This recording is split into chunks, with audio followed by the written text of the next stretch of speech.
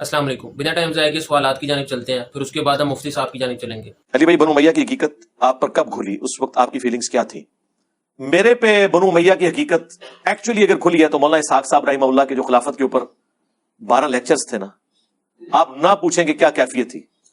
میں اس کے بعد مولانا اسحاق صاحب کو ملنے کے لیے بھی گیا, میں نے پوری رات جاگ کے وہ ویڈیوز ختم کی تھی, میرا بس نہیں چلتا تھا. پھر دیکھو نا, میں کام چک دیتا نا, توحید منو سمجھ آئی ہے تو میں بابے چک چٹے نے.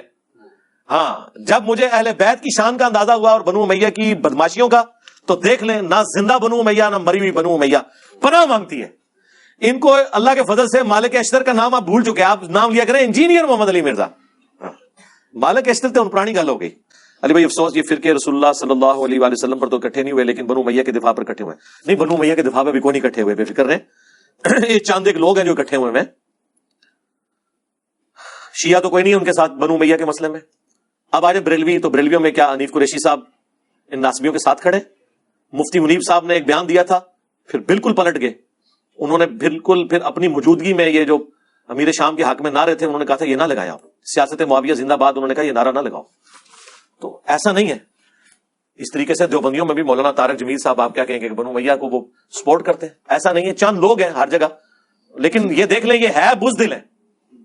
جس طرح ہم نے انہیں للکارا ہوا ہے نا, بھیگی بلی بنے ہوئے. ہاں, بڑے طریقے سے نہیں جی یہ باتیں نہیں کرنی چاہیے, یہ اس طرح کر کے بات کرتے ہیں.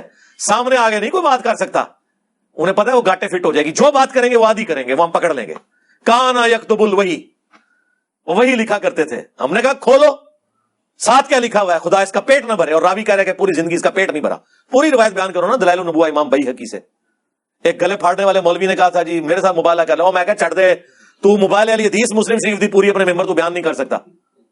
مفتی صاحب کی جانب چلتے ہیں. تو بات کچھ اس طرح کہ مفتی صاحب آپ اپنے آپ کو طالب علم کہا کریں, اپنے آپ کو مفتی نہ کہا کریں, کیونکہ آپ کو تو علم ہی نہیں ہے حدیثوں کا. آپ تو یہاں آپ کو علم نہیں ہے, یہاں آپ جان کے حق چھپاتے ہیں. آپ صرف چشتی رسول اللہ پر بیٹھ کر نا نعرے مارا کرے جا کے مناظروں میں, یا دین سکھانا آپ کا کام نہیں ہے, کیونکہ آپ تو ان چیزوں پر ڈاکے مارتے ہیں جو ایک سہولت ہمیں نبی صلی اللہ علیہ وسلم نے دی ہے. خیر, مفتی صاحب نے ایک ویڈیو اپلوڈ کیا جس پر مفتی صاحب نے تھمبنیل رکھا ہے کہ نمازوں کو جمع کرنے کا مرزے کا انوکھا طریقہ. نعوذ باللہ. مفتی صاحب شرم کریں, میں آج آپ کو ثابت کر کے جاؤں گا کہ یہ کوئی انوکھا طریقہ نہیں ہے. انجینئر اس طریقے سے نماز کو جمع کرتا ہے جو نبی صلی اللہ علیہ وسلم سے ثابت ہے اور جو حدیثوں میں رپورٹ ہوئی ہے. جس نے میرے بھائی نے جا کے طریقہ دیکھنا اور نمازوں کو جمع کرنے کا, علی بھائی کی اس تھمبنیل سے ویڈیو اپلوڈ ہوئی ہے, وہ جا کے ضرور دیکھے. خیر, مفتی صاحب نے سب سے پہلے جو اپنا موقف کو ثابت کرنے کے لیے قرآن پاک کا سہارا لیا. مفتی صاحب کہتے ہیں کہ قرآن پاک میں ہے کہ اللہ نے فرمایا کہ نماز جو ہے وقت مقررہ پر فرض ہے. یہ ذرا آپ سنیں.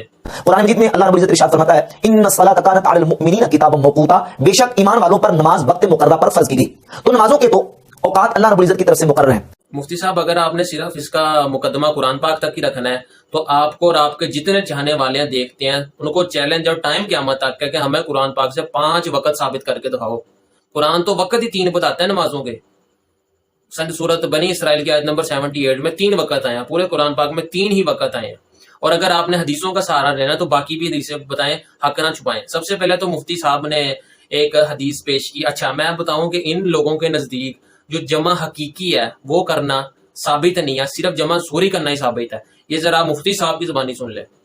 تو یہ ساری وضاحت کے بعد کی بات بالکل واضح ہو جاتی ہے کہ نبی پاک صلی اللہ تعالی علیہ وآلہ وسلم کی ذات اقدس میں 2 نمازیں جو جمع کی ہیں, اگر اس حدیث کو ان تمام تفصیلات کے ساتھ دیکھا جائے تو 2 نمازیں جمع سوری کے طور پر تو جمع کرنا رسول اللہ صلی اللہ علیہ وسلم سے ثابت ہے, لیکن جمع حقیقت کے طور پر سوائے حج کے یہ نمازیں جمع کرنا ثابت نہیں ہے. اور جبکہ ہمارے نزدیک جمع سوری اور جمع حقیقی دونوں کرنا ثابت ہے. اب ہم صرف جمع حقیقی پر بحث کریں گے. تو مفتی صاحب نے آگے چل کے ویڈیو میں ایک حدیث پیش کی, وہ بھی اسلام 360 ایپ سے, ابو داؤد کی 1212 نمبر حدیث میں, جس میں کچھ اس طرح کے ابن عمر رضی اللہ عنہ سفر کے دوران تھے تو انہوں نے نمازوں کو اس طرح جمع کیا کہ انہوں نے شفع غائب ہونے سے کچھ دیر پہلے مغرب کی نماز ادا کی, شفع غائب ہونے کے بعد انہوں نے عشاء کی نماز ادا کی. تو مفتی صاحب, آپ لوگوں کی ڈٹائی کا لیول بھی میں کہتا ہوں سلوٹ ہے آپ لوگوں کو, کیونکہ آپ لوگوں کے کون سا فالوور نے جا کے حدیثیں پڑھنی ہوتی ہیں. اگر ہم اسلام 360 ایپ سے اس حدیث کا ریفرنس کھولیں تو اس میں لکھا ہوا شفع غائب ہونے سے جو قبل کا ذکر ہے اس حدیث میں, یہ لفظ جو ہیں وہ شاذ ہیں.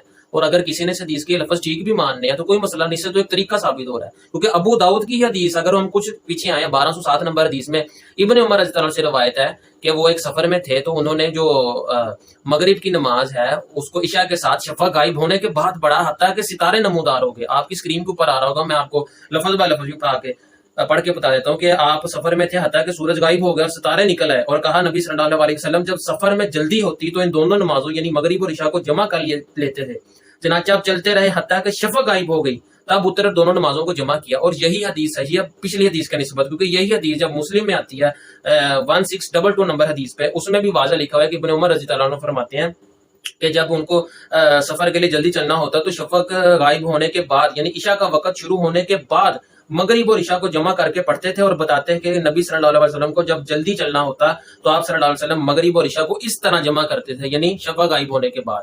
اچھا، اس کے بعد مفتی صاحب نے ابن عباس کا ایک حوالہ دیا ہے، وہ بھی اسلام 360 سے حوالہ دیا ہے، اس کی جانب بھی چلتے ہیں، یہ ذرا آپ سنیں۔ اس پر ایک بہت بڑا سمجھے کہ زبردست قسم کا جواب یہ ہے کہ یہی حدیث عمر بن دینار والی وہ جابر بن زید سے اور جابر بن زید عبداللہ بن عباس رضی اللہ تعالیٰ عنہ سے حدیث بیان کرتے ہیں سنن نسائی کے اندر 590 نمبر یہی حدیث آئی، اور اس حدیث میں عبداللہ بن عباس رضی اللہ تعالیٰ عنہ نے خود وضاحت کر دی کہ نبی پاک علیہ الصلوۃ والسلام نے مدینہ میں دو نمازوں کو جمع کیا ہے، اور وہ کس طرح کیا ہے کہ ظہر کو مؤخر کیا اور عصر کو مؤجل کیا، مغرب کو مؤخر کیا اور عشاء کو مؤجل کیا۔ خود عبداللہ بن عباس رضی اللہ تعالیٰ عنہ نے بتا دیا کہ نبی پاک علیہ الصلوۃ والسلام نے مدینہ شریف میں تو دو نمازوں کو جو جمع کیا ہے وہ جمع حقیقی نہیں تھا، جمع سوری تھا۔ صاحب نے 590 نمبر حدیث پیش کی ابن عباس کی، جس میں کچھ اس طرح ہے کہ انہوں نے نمازوں کو اس طرح سے جمع کیا کہ انہوں نے ظہر کو مؤخر کیا اور عصر کو پہلے پڑھا، اور مغرب کو مؤخر کیا اور عشاء کو پہلے پڑھا۔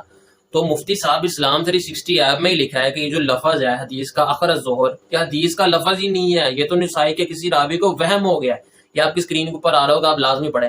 چلیں ٹھیک ہے، ہم مان لیتے ہیں کہ حدیث ٹھیک ہے، سارا حدیث کے الفاظ بھی ٹھیک ہیں، اس سے تو ایک طریقہ ثابت ہو رہا ہے، کیونکہ اگر ہم ایک حدیث آگے چل جائیں 591 نمبر حدیث، اس میں واضح لکھا ہے کہ ابن عباس نے بصرہ میں رہ کر نمازوں کو اس طرح جمع کیا کہ ان کے درمیان کوئی فاصلہ نہیں تھا۔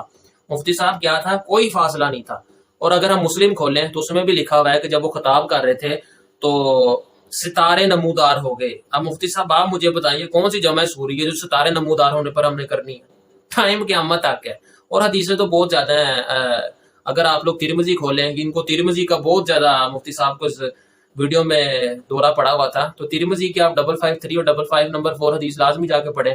554 کے تو اینڈ پہ امام ترمذی نے یہ بھی لکھا ہے کہ امام شافعی، احمد اور امام اسحاق کے نزدیک سفر میں نمازوں کو کسی ایک کے وقت ملا کر پڑھنے میں کوئی حرج نہیں ہے، یہ آپ کی اسکرین کے اوپر آ رہا ہوگا۔